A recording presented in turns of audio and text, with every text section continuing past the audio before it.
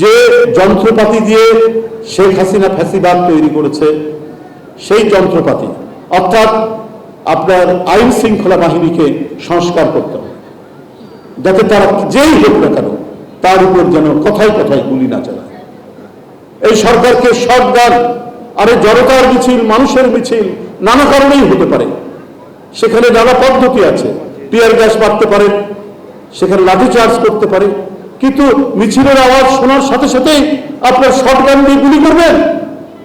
এই 16-17 বছর শেখ হাসিনা বিএনপির কোন মিছিল, কোন স্লোগানের শব্দ শুনলে সেখানে আপনার শটগান দিয়ে গুলি, আর তাতে কত মানুষ যে অন্ধ হয়েছে, কত মানুষের যে পা চলে গেছে, কত মানুষের যে হাত চলে গেছে, কেউ খোড়া হয়েছেন, কারো পঙ্গুত্ব বরণ করেছেন, এবং 2 চোখ চলে যাওয়াতে অনেকে অন্ধ হয়ে গেছে। এগুলো নিষিদ্ধ করতে হবে, নতুন করে ঢেলে সাজাতে হবে পুলিশ, তাহলেই হবে আপনার সবচাইতে বড় সংস্কার।